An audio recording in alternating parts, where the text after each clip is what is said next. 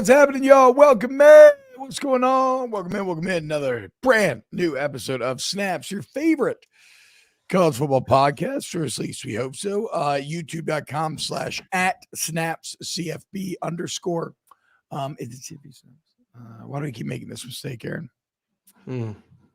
Always a solid start to the show when you fuck up like that. Did LSU win last night? @SnapCFB_. Are you fucking with me right now? No, I have no idea. Zero. No, it was brutal. It was brutal.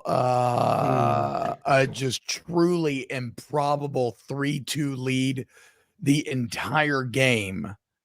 And then they lost. They tied it up in the 9th, lost in the 10th. LSU would have hosted WVU for super regionals with a golden clear path to Omaha. And instead now the season's over. So are we done being a baseball show? Is that it? No more? I don't think you ever even allowed us to do a baseball segment. No, we did this segment. We spent at least 10 minutes yesterday. It was an awesome game. Super bummer. I mean, you tell me, bro. I mean, Georgia's still in it. Are we done being a baseball show, or are you going to watch your dogs? No. Bitch. No, Greg, ask your question. Is it in Athens? No, they're not a super host. But actually, let me see it could be. Let me see how the bracket broke down, who they're going to square up. How the hell could LSU have become a super host, but Georgia couldn't? It all has to do with seeding, because West Virginia, the 3 seed, won the Tucson regional instead of Arizona, and LSU was a higher seed than West Virginia. Therefore, if they would won, well, I would say you're not an idiot, but I don't know. You seem to have trouble grasping this. What happened to the good bracket site I've been using? Can't see shit on this bracket. Okay. Georgia, I think NC State was a national seed. Okay. Wait, UJ was a national seed. I'm an idiot. My bad. That's on me. UJ ended up getting national seed. For some reason, I thought the port showing at Hoover, they will host it. Yes, it's going to be in Athens. That's on me. I thought the port showing in Hoover held them back from getting that national seed. Okay, maybe I'll take a trip to Athens. Let's go. Fun time. NC State, Georgia. I mean, the crowd against Georgia Tech was fantastic. It's going to be a cool environment. You might as well check it out. See if you get hit with a little bit of the bug.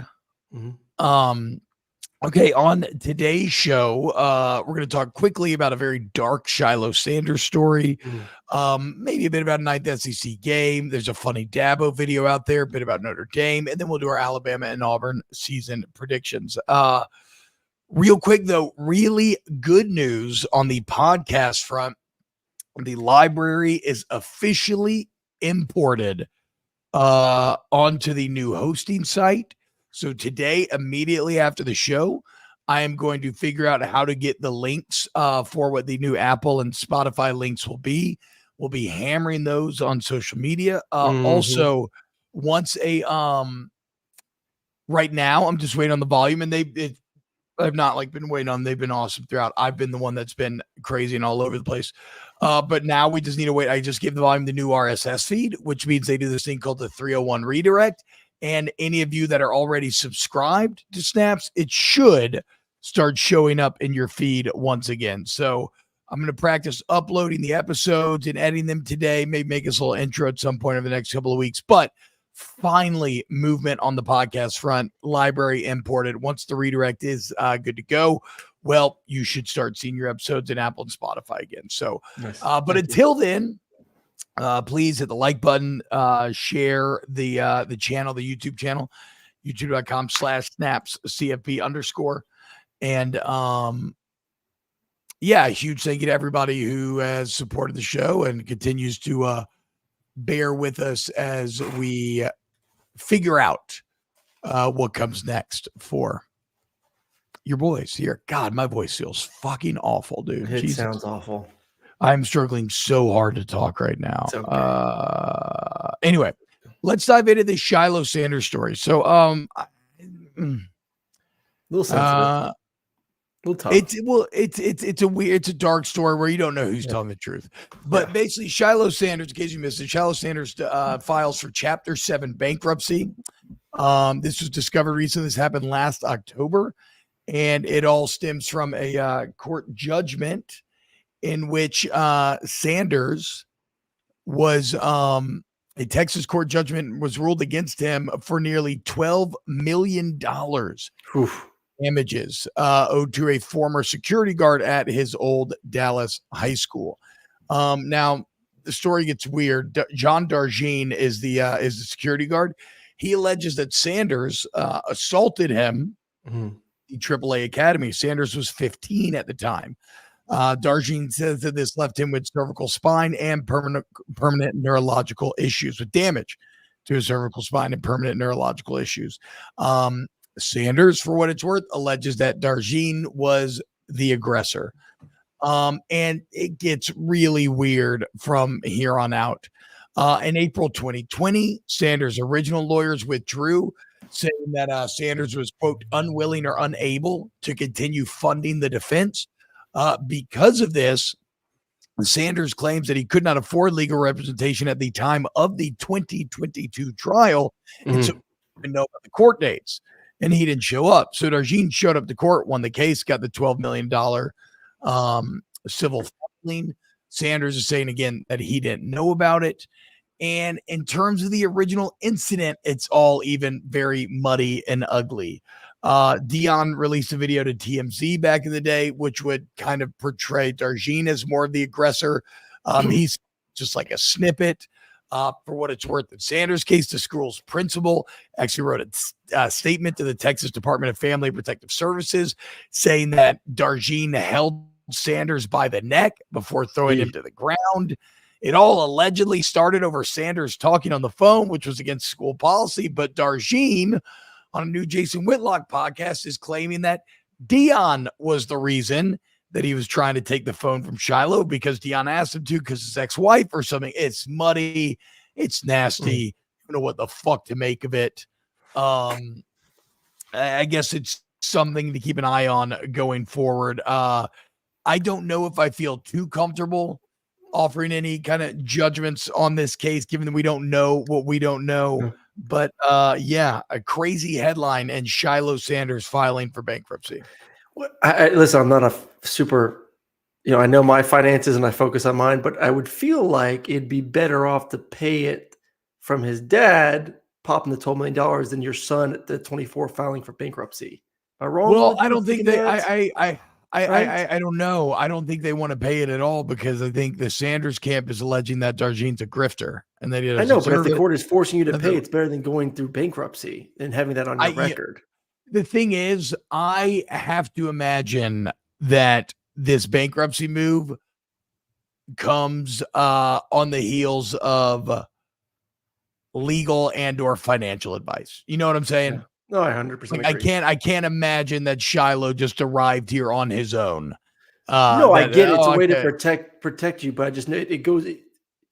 If you ever go to get a loan, that is one of the first things they're going to see. Oh, you've been through you've been bankrupt before, or you filed for bankruptcy before. Yeah, it's on your permanent record. It makes it a little bit difficult as a 24-year-old going forward. But I mean, I'm sure Dion had the best financial advice for him. Like I said, I'm not a financial advisor. I don't know. I'm just saying, like, I don't want that on my record at 24 years old saying that I've been through bankruptcy already. No, I agree. Again, it's all weird. I don't know. Why wasn't Sanders camp defending the lawsuit? Again, they claimed that they didn't know about the new civil court dates in 2022. They just didn't show up, which admittedly, I maybe give that a bit of credence, because, like, why would you just skip a court date that could have the ability to serve you with, hey, you owe $12 million? That seems a bit crazy. Also, I know that Texas courts in some ways can be a bit fuckety. I think that's where a lot of like the copyright strike bullshit stems out of that. So I don't know. Something to watch going forward. I don't think it's also Greg Hendricks. So lost by default. I don't think it's a lot.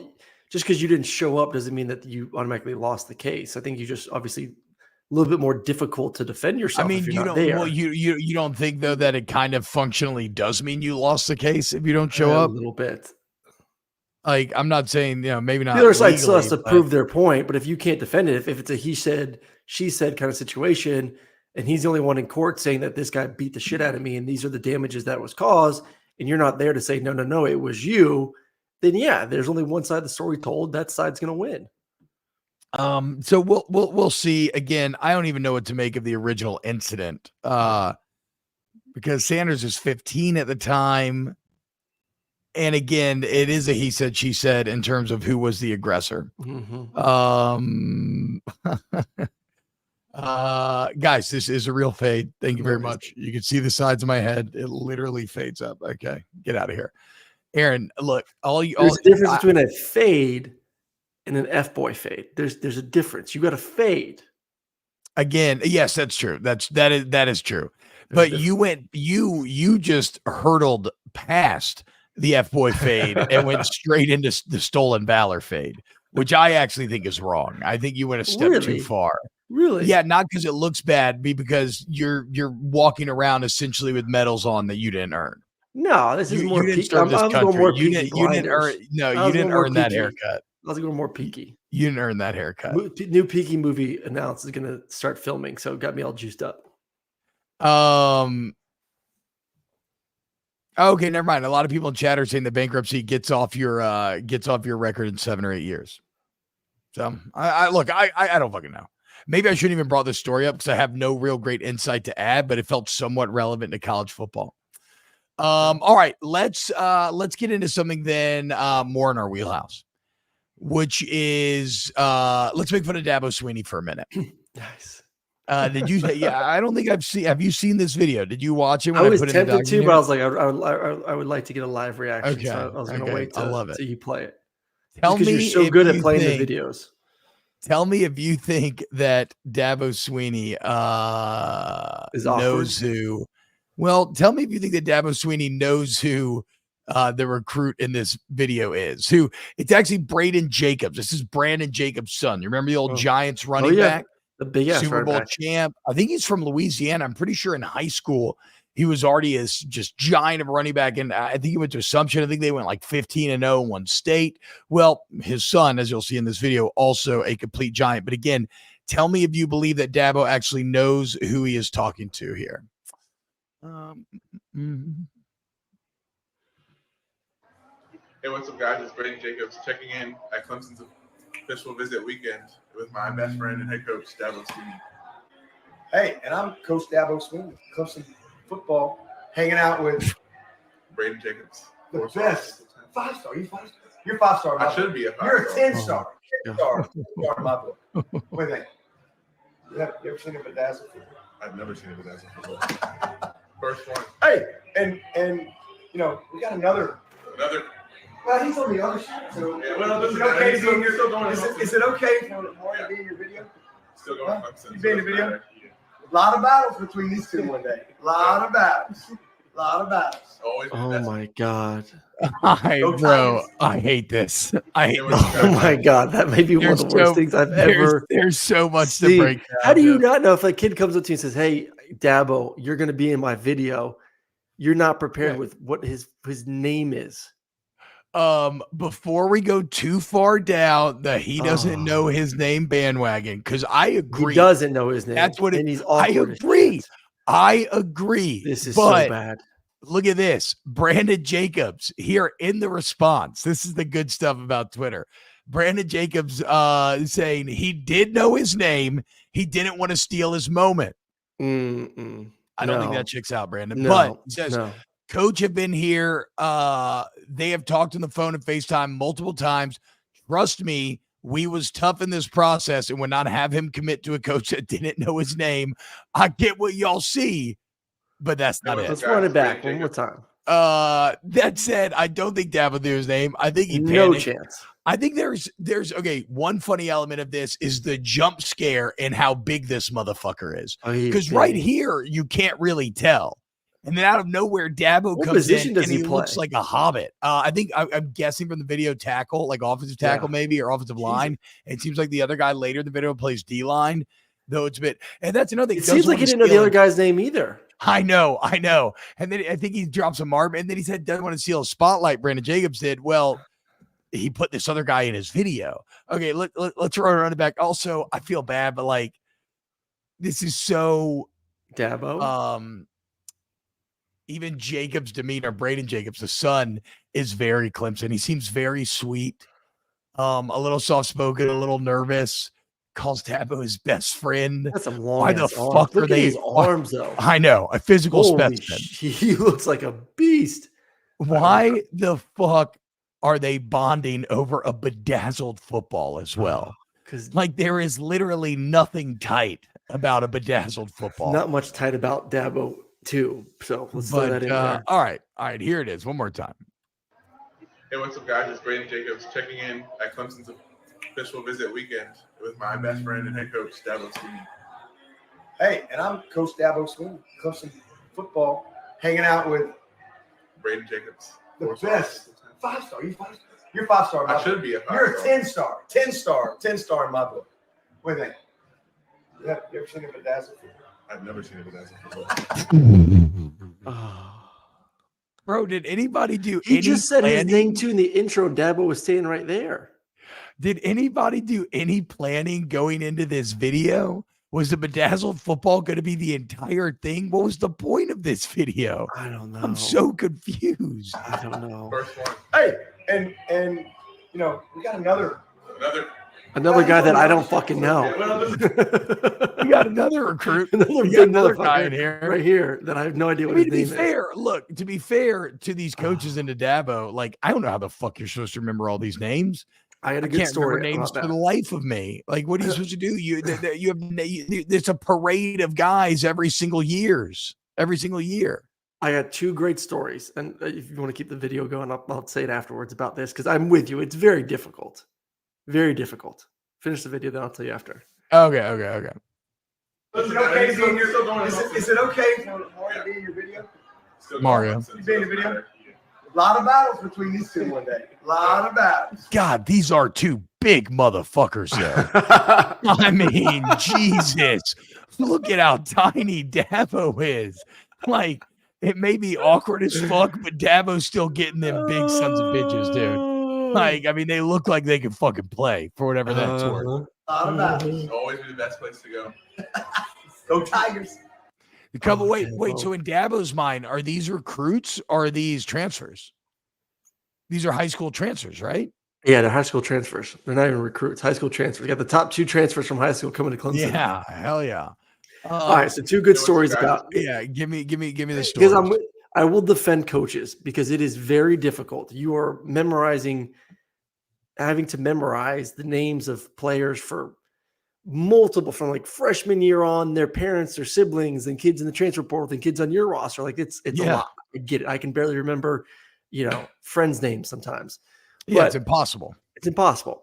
So I remember two things from Coach Rick. One, we were taking my visit to Athens, and we're sitting down on his couch in his office, and my mom kept looking down, like, "What, Mom? Why you keep looking down? Why you keep looking?" Coach Rick on his hand and Sharpie had all of our names written down on his hand because he kept looking down too, like Lauren Murray, Dennis Murray, Josh Murray, Aaron Murray. Not the most subtle tactic. Not the most subtle. It's a bit like, I mean, I appreciate that there was something done, but that's very like does he wash it off in between recruits and then write the next name? Like it's just like taking a cudgel and just hitting you over the head. And then the next one, which is better. So Dallas Lee, Dallas Lee. And Yeah, Dallas I do actually. Buford played at Georgia. Buford. And his brother Dylan played at Alabama. Dylan Lee. So Coach Rick recruited both of them. So recruited Dallas, who was a starting guard for 2 or 3 seasons, and then recruited Dylan. Dylan ended up going to Alabama. Well, anyways, his mom, Lisa, and my mom were like best friends. So they would come to practices every now and then or events. And Coach would always call her like, just say Monica or something like that. Monica. My mom one time was like, why don't you correct him? He's recruited your son, so both your sons, your son down the road. She goes, it's just too far down. Like, yeah, too far down the road. Yeah. And like, at least he's consistent with it, Monica. Like, at least he's not calling me a different name every time. I'm just Monica. True. I mean, look, I kind of agree, man. I mean, honestly, with somebody that you have so little interaction with, like, I completely understand being like, no, there's no point in fixing this. And it's actually very kind of Monica or Lisa because, like, otherwise she's going to confront him and then he's going to have to sit there and like beat himself up over it. Instead, she kind of shouldered that burden for Coach Rick. I think that's very nice. I agree with Luck here. Yeah, go ahead. I played golf with some guy the other day, and he kept No, referring you got to to me read by the my comment name. in case people are listening on podcasts. Because we have podcasts now, so people maybe listen. It's a sales tactic to refer to someone by name in conversation with them. I find it very creepy, but it's a thing. And yeah, I played some golf with some dude the other day, and really nice guy, but he kept saying my name. I'm like, dude, like I know what my fucking name is. You don't have to keep saying Aaron over and I over. don't know, dude. I feel, because I'm horrible with names. I feel great when I think there is something very ingratiating about somebody knowing your name. No, I think they're doing it Especially on if you just purpose. met, and especially you have a new crew, or if you maybe think the person's cool and they say your name, you're like, oh shit. Yeah, they're doing it on purpose because it's called like forming immediate connections with humans. I think it works. Not every sentence needs to be TBob, a TBob, TBob, TBob, TBob, TBob, TBob, TBob. Like I I'll know my do the name. thing where I'll like not know your name and I'll hit you with a bunch of like bros and whatnot. And then at some point I'll learn your name and all of a sudden I'll start using your name a lot. And you'll just know that halfway through I got tipped off, or I finally put together the context clues. Golfing is the fucking best. When you're in like a group of 4 and you technically knows everyone's name, but you don't really know who's who because it's just a charity tournament that you've randomly teamed up with. And so during the day, you're like watching the interaction between the other 3 guys because they know who each other are. And you're piecing, okay, this is Brandon. Okay, that's Tom. Okay, okay. Now and then slowly but surely you finally get all 3 names. I'll give credit to my wife Sharon, because she used to be so awkward with this because she didn't know what I was doing. And then I finally had to like tell her, like, when we go to an event and there's going to be a bunch of people out here that I've met that I'm supposed to have known and know their name, when I introduce you, you need to ask for their name because I'm not going to introduce them by their name. Yep. That's and now she's great at it. Yeah. It's a great call. I'll be like, this is my wife Sharon, and this is, and she'd be like waiting for me to introduce them. Like, no, you need to make the introduction at that point. That way it kind of just resyncs in. They that's like also my wife will let me know, like, hey, that's our neighbor, you don't need to introduce yourself to that person. Which is good because I introduced myself to like a cousin the other day. Like I just usually say great to see you again, and even if I have never met yep. No, I love to say, I like to say not even again. I like to keep it at a great to see you. Yes. Right? Because it could be the first time we're seeing each other. We could be seeing each other again. But I didn't say nice to meet you, and I didn't say nice to see you again. I'm hitting that completely middle ground of, hey, great to see you. Yeah. Dabo's just bad. Back to Dabo. Back to the video. It is okay. One more time on the video. He's just so out of touch, man. Just with everything. I will say this: A-Barge is right though, in that I think Dabo may have actually known his name upon further review. No. I think he's setting himself up to say his own name. Watch. But he's already said his name in the video. The kid. Well, but the kid started the video by saying his name. No, I agree, but the whole video has a lack of planning. So if you're telling me they're going to double use a line, like, I'm not surprised. They literally had no fucking idea what they were filming the entire time. Hey, what's up, guys? It's Braden Jacobs checking in at Clemson's official visit weekend with my best friend and head coach, Dabo Sweeney. Hey, and I'm Coach Dabo Sweeney, Clemson football, hanging out with Braden Jacobs. The best. 5-star. You 5-star? You're 5-star. Should be a 10-star. 10-star in my book. What do you think? You ever seen him? I can't. I'm done.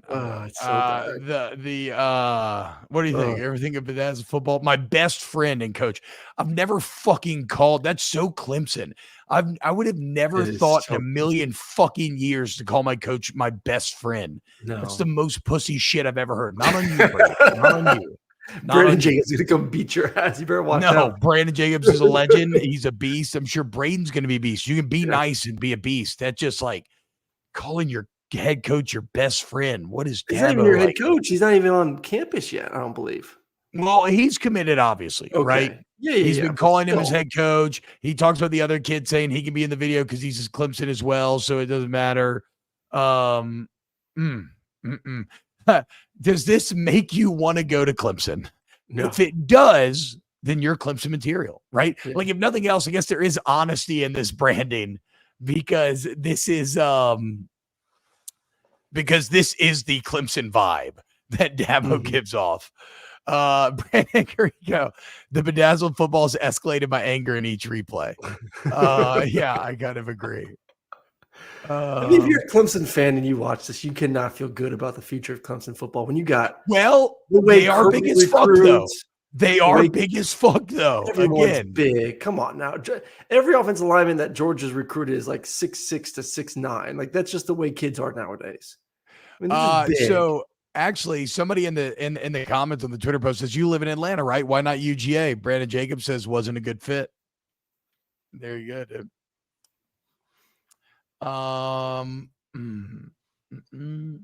He's gonna beat my ass now. He lives in Atlanta. This is some A&M type weirdo shit. Well, nothing's weird in A&M. Actually, we should play that video as well because we never broke it down. And to be honest, I don't even think I watched it personally on my own time yet. So I'll find it real quick. It's a video of A&M doing something culty in a classroom. Oh, I didn't know if it was a classroom or a church. Or maybe it was church. You know the video I'm talking about? Yeah, I didn't watch it, but I saw it and I was like, I don't know if Okay, so this comes from Tech Ags. It says, saw them off natty champs. What would Texas A&M have won the national championship in? Track and field? No, bro. I agree with Ben in the chat. I think they were the meat watching national champs. Yeah, no, that's what I'm saying. Like, I agree. Like, highlighting the bedazzled football is fucking wild to me. But again, it's Clemson. It is Clemson. All right, this is celebrating some sort of national championship. I don't fully understand it. We'll just get into it here. Didn't have it in my bingo card for today. A&M and Dabo.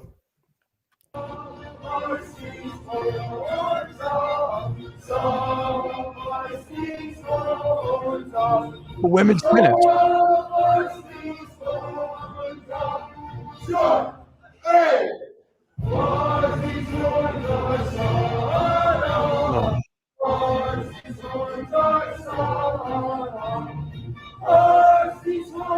Dabo is 10 times worse than this. I'm fine with this. I'm fine with this. I mean, you work your entire life, you dedicate your life to the game of tennis, you win a fucking national championship, and this is your reward? Having the fucking yell leaders 5 feet away from you, singing about some sawed-off cow horns or something or another. I cannot figure out what it is. God. Do you think this is that bad now? Or are we just numb to it? Are we just numb to I have a soft spot for the yell leaders. Yeah. I think yell leaders are kind of perfectly indicative of how weird college football is. I agree. That was just weird. I agree. Like Hesse, it's the second row that makes the old people the bag that makes it sweet. Yeah, I agree. All right. Scott Dice says it's the whitest shit ever. It's pretty exceedingly white, to be fair. That is true. All right. Sorry, today's show's a little all over the place. All right, let's I want to see what we're I'm thinking we can go straight into the records. We can get to the 9th SEC game a bit later on. Yeah. And we'll do Notre Dame another day. Alabama and Auburn record predictions. Let's start with Auburn here. Sorry, I gotta share my screen. All right, here is the schedule, and we'll do what we did yesterday. We will go down the list. Aaron, will you track wins and losses while we do so? I will gladly keep the count. Let's just go like overview. Like, how do you feel year 2 with Hugh before you get the schedule? Like, do you think there's a massive jump, or are you just kind of bad taste in the mouth after the way last year finished off? I mean, you have 2 heartbreaking losses. You go to the bowl game, you lose that. You don't get a quarterback in the portal. Should expectations be high in year 2? Well, I think the most disappointing thing is, despite the fact, if you're an Auburn fan, despite the fact that you had, I think, a lot of positive momentum for Hugh Freeze in his first offseason, ourselves included, but many people seem to think that Hugh Freeze was taming the beast that is the Auburn booster culture. right? Everybody kind of thought, oh, he's finally got things aligned. Everybody's finally moving in the right direction. He had some big recruiting splashes there early on. But then you get to the season and you drop to New Mexico State. You have Alabama on the ropes. You end up losing it maybe in the most heartbreaking fashion ever. And wait, has Hugh Freeze been there 2 years now? No, just 1 year, right? Sure. Yes. I'm trying to find the. I'm trying to find the record comparison of Hugh Freeze and Brian Harsin. Oh, I mean, they're both 6-6 after year one, like pretty much the exact same thing. So the question is, are we right? Is Auburn actually moving in the right direction? Are they improving, or is this just still the Brian Harsin era of Auburn, but with a more recognizable name? I don't think it's a Brian Harsin era. I think there's, for me, way more confidence in Hugh. I mean, you look at the bigger games they had last season. Georgia had them on the ropes. Obviously, you brought up the Alabama game. You got to find a way to win those games, no doubt about it. Ole Miss, a close game too. I think there's a sense of, and I think this is right, and I think this is a major positive that we can't overlook.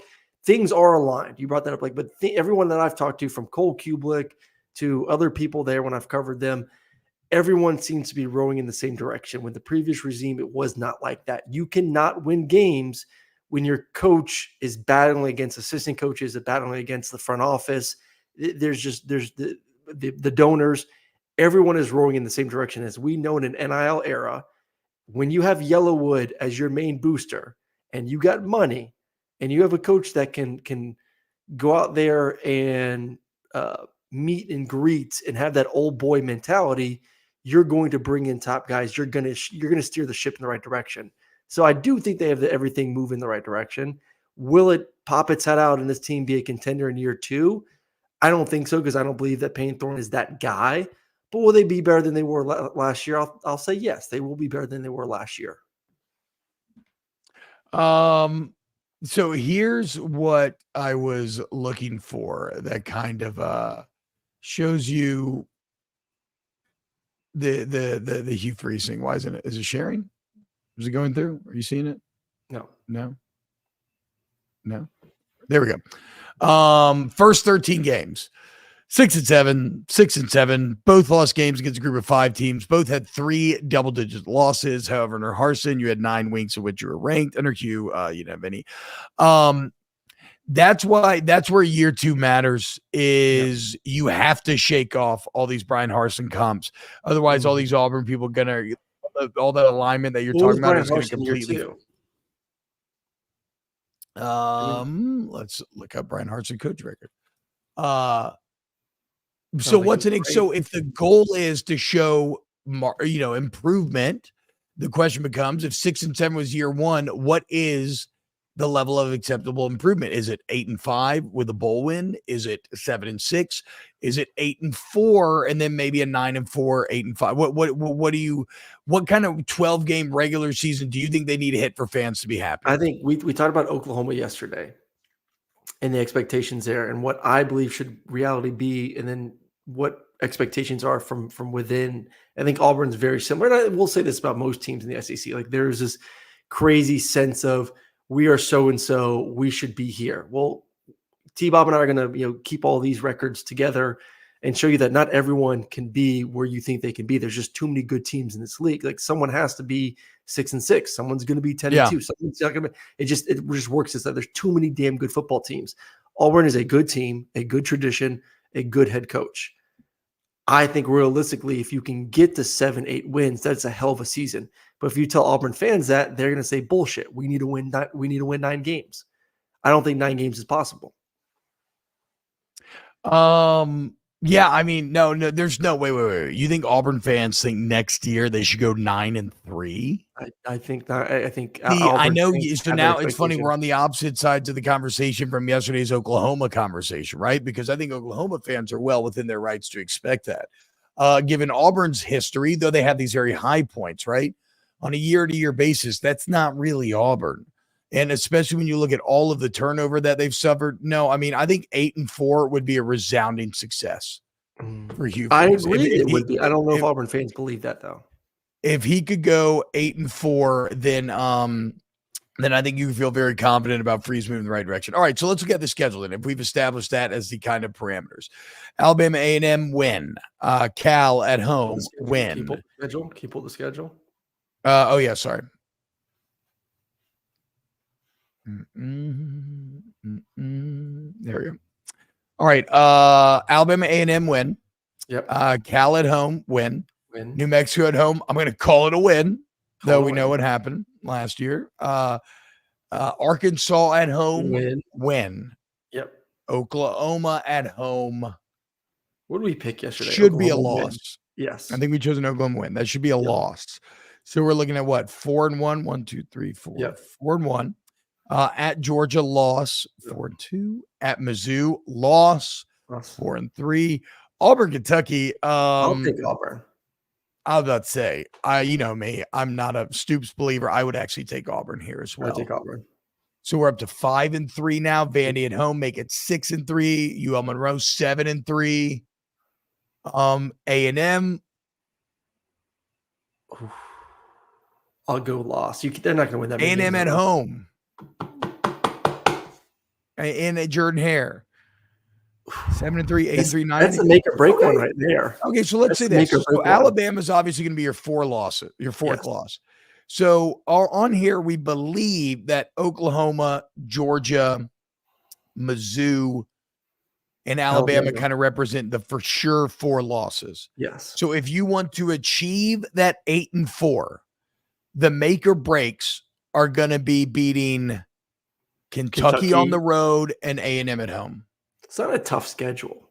It's not a tough schedule. Well, I mean, for having Georgia and Alabama on it, yeah. I mean, it sucks. I mean, you're and Auburn to Mizzou and to Mizzou and to Kentucky. I don't know exactly. I love it.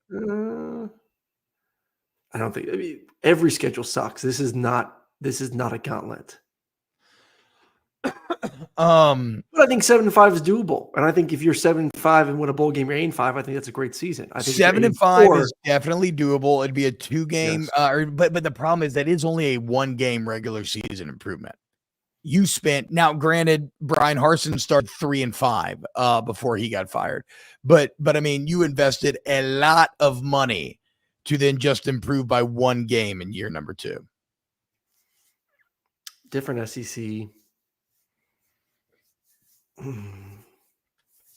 Still improvement. I think. I think. I mean, it's improvement number. I think it's Obviously, an improvement. And I think, anything. and I will say this because I've covered a bunch of Auburn games, a ton of Auburn games for the past 3 years. It is way reiterating it, way healthier inside the building. So you have a slight increase in wins on the field. That's a positive. We're moving in the right direction, and we have a overall healthier ecosystem that we're operating in that has the potential to continue. Yes, to grow. but there was no potential under Harsin. No health under but Harsin. You could not grow there.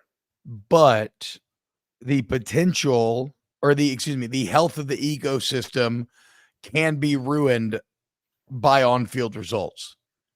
Like, True. I don't know if 7-5 is going to be good enough to keep the health of the ecosystem.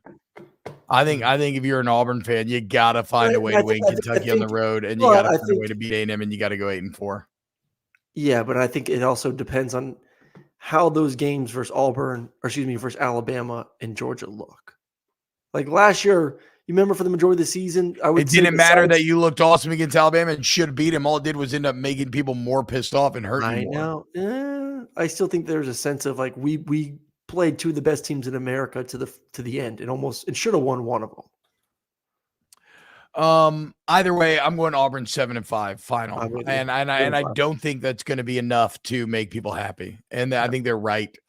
I think Auburn should at least be 8-4. No OU or Texas anywhere on this schedule. They have to be better than Kentucky. Mark Stoops has never won a big game there, and A&M's down in the dumps. If you paid so much money, you should go better than 7-5. But I think I got 7-5. I agree. Shepherd Duck says I'm taking USC money line over LSU. TBob, Forever 21 Moss coming for that neck. Look, bro, I ain't no chance. I'm staying completely away from that game. LSU's been god awful. in overs. Does Auburn have a quarterback? Yeah, Peyton Thorne, dog. Peyton Thorne, baby. Peyton Thorne, dog. Show some All right, respect. Chief, 5 minutes. Get through Alabama. Yeah. Yeah. So right now we have OU going 6-6, UJ 11-1, Auburn 7-5. And here we arrive at Alabama. Western Kentucky win, South Florida win, at Wisconsin win, home against Georgia. Loss. That was the game when we said Georgia's going to lose one of them. Georgia's going to lose to Alabama or they're going to lose to Texas. Yeah. Okay, so it's a loss for now. Then you got at Vanderbilt win, at home against South Carolina win, at Tennessee. That's gonna be a good game. Good game. Let's do our guaranteed wins first. 1, 2. Okay, so 1, 2, 3 to start. Yep. 4 on Vandy. 5 on South Carolina. I think I'll give you a guaranteed win over Mizzou at home. That'll be 6. 6. LSU on the road. Let's not make a call yet. 8 for Mercer. I'll give auto win over Oklahoma. Yes. Okay, so 9 over Oklahoma, and we gave them a loss against Auburn. I'll give them the automatic win at home against Auburn. Yeah. So let's say so are we saying we pretty much see 10 auto wins here? So no, 9, because we said Georgia, Tennessee, LSU are the big ones for them. Those are the 3. Yeah. So 9 wins. I mean, Missouri's gonna be a great game, but I would say being in Tuscaloosa, they're not gonna lose multiple games in Tuscaloosa in a season. So I'll give them that. I think they'll beat LSU. I'm giving them the Mizzou win at home for sure. Yes. So you're saying 11 6-9, 6-9. It's not an auto win. I get that, but like if we had to pick, I'm leaning more to them winning that game than say them beating Georgia or them beating Tennessee. Then you also have Bama going 11-1. They're going to beat LSU on the road, which traditionally they actually dominate Death Valley for whatever that's worth. Even though they lost 2 years ago. So you're saying Bama goes 11-1. They beat LSU on the road. They only drop to Georgia at home in T-Town. Georgia goes 11-1 because they lose to Texas. I think Tennessee has a chance to win. Let's just say Alabama goes 10-2. They'll drop one more of those games out of Tennessee, LSU, and Georgia. LSU, yeah, they'll drop 2 of the 3. Yeah, on the road to Tennessee, on the road to LSU, at home versus Georgia. Yep. So Georgia, yes, then lose one of the Tennessee or LSU. Yeah, ones. it is interesting because I wonder if it's more likely that they would win 2 of 3 than lose 2 of 3. But I guess we're just going to knock him for the Nick Saban effect. But I don't hate that. So right now we got UJ 11-1, Bama 10-2, Auburn 7-5, OU 6-6 for our snaps ranking. And I am keeping these up, and we will continue to update these daily over the next few weeks. We'll do the same thing with the Big Ten, as well. Oklahoma's better than you haters think. Oklahoma's fine. They're good. We talked about it yesterday. Really good roster. It's just a different league. Baby. Look, don't condescend. Don't condescend. Different league. Shut the fuck up.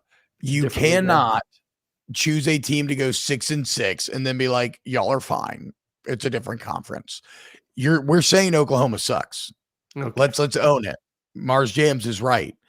Like if I'm telling you they're going 6-6, there's no such thing as a good 6-6 team in the SEC. True. This is very true. Aaron is coming from the point of condescension. I'm just slowly and nicely welcome them into the SEC. But if you want to just rip the Band-Aid off, I get it. I kind of appreciate it. Ben says instead of talking about Bama wins, can we talk about the meltdown they'll have if they lose 3? Oh, I can't wait. Dude. I would love nothing more. If Alabama is out of the playoffs by beginning of November. Which, to be fair, hold on, let me look at their schedule again from a rhythm standpoint. Like, okay, they could drop early to Georgia. If you drop to Tennessee and say Missouri does win, it would take LSU winning November 9th. Like that's the earliest that they would be out the playoffs. Yeah. Which still, I don't know. That doesn't feel very realistic because I think they get either Tennessee or Georgia. I think Alabama's gonna be just fine. 10-2. Yeah, looks good. All right. Mars Jam says Oklahoma's a winning record versus Alabama, Mizzou, Texas, Tennessee, and Arkansas. Look, I get it, man. I get it. I just don't believe in Brent Venables. And I think it's a really hard schedule. And I think working in those new 5 offensive linemen, Jackson Arnold, I think there's a lot to overcome. I agree. We'll see. All right. We love you. Thank you so much for hanging out with us here on Snaps. We'll be back on Thursday. Again, I'm about to immediately sign off and try to get this pod uploaded and figure out everything. We'll be hitting you with the links on social media. As always, you can follow us there at Snaps CFB on Instagram and TikTok and everything else. And please sub to the channel, like the post, guys, share it with your friends, and we'll see you Thursday for a brand new episode of Snaps.